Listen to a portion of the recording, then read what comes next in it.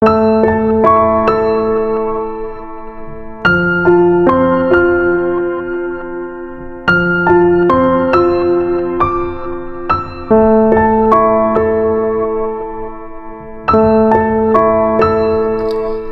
Everyone, আসসালামু আলাইকুম।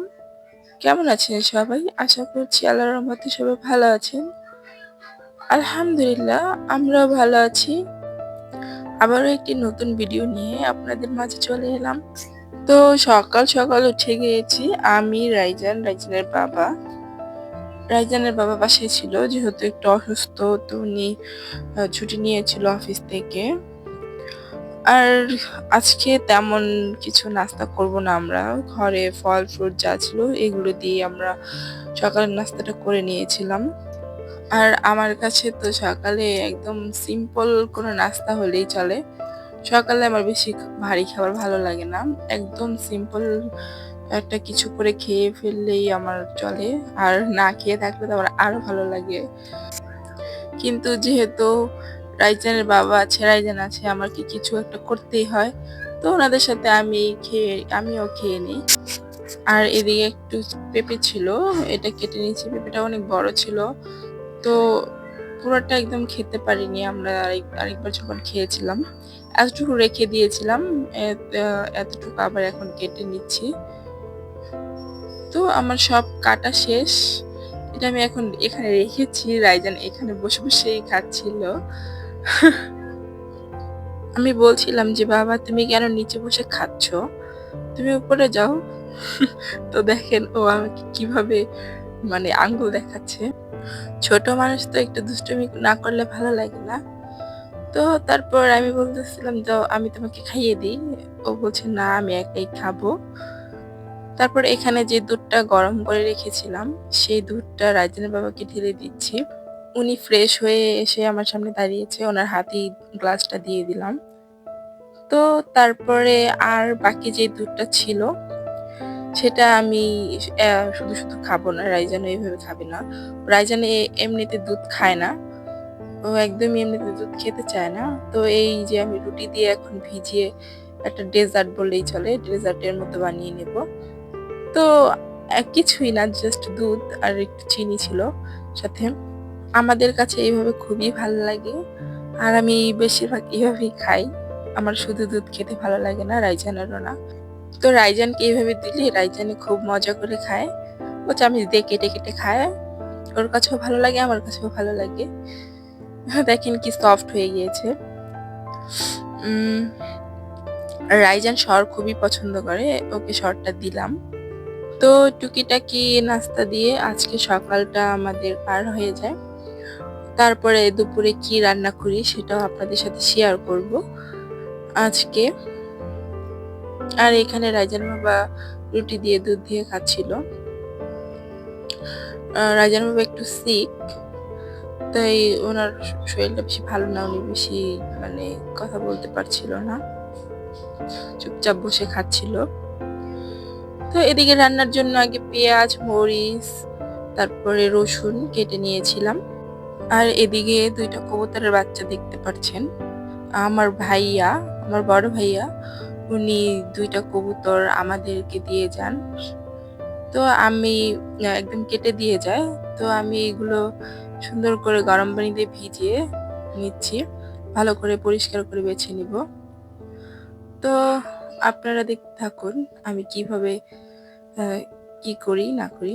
আর এদিকে রাইজানের নাকি ঠান্ডা লাগছিল, তো একদম কম্বল মুড়িয়ে কম্বলের ভিতর ঢুকে ও মোবাইল দেখছে,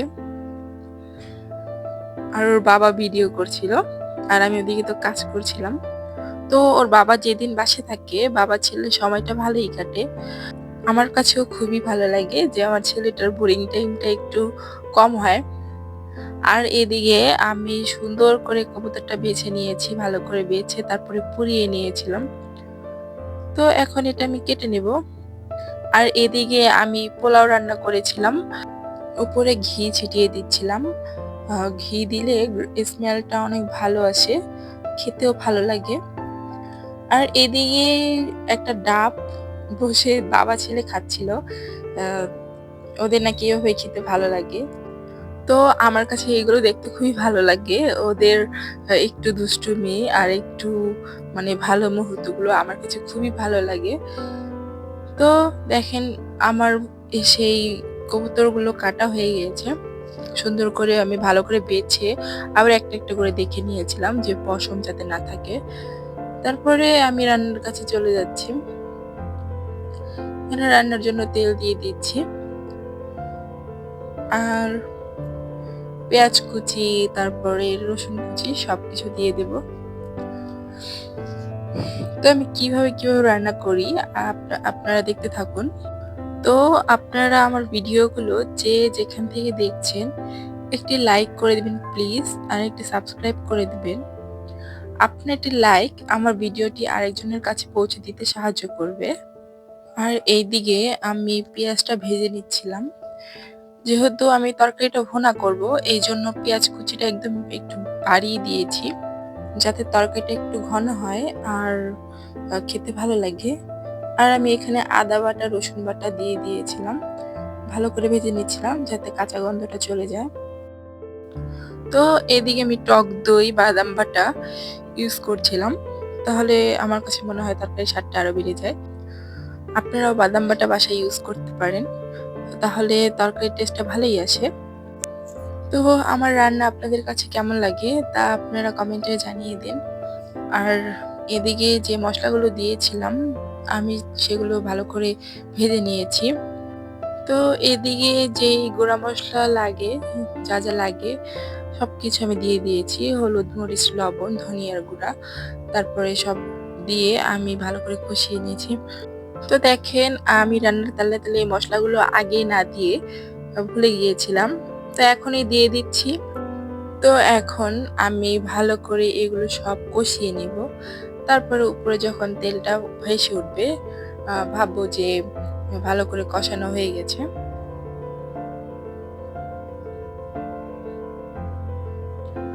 তো আমার মশলাটা ভালো করে কষানো হয়ে গিয়েছিল। তো আমি এখানে মশলার সাথে ভালো করে সেই ধুয়ে রাখা আ কবুতরের গোস্তটা আমি কষিয়ে নিচ্ছি। সুন্দর করে কষানো হয়ে গেলে তারপরে দেখেন এখানে পানি উঠেছে। এই পানিটা আবারও একটু শুকিয়ে আসলে তারপরে আমি এখানে গরম পানি এড করে দিব। আর গরম পানিটা যদি এড না করেন তাহলে টেস্টটা ভালো আসে না। গরম পানিটা এড করলে টেস্টটা ভালো আসে।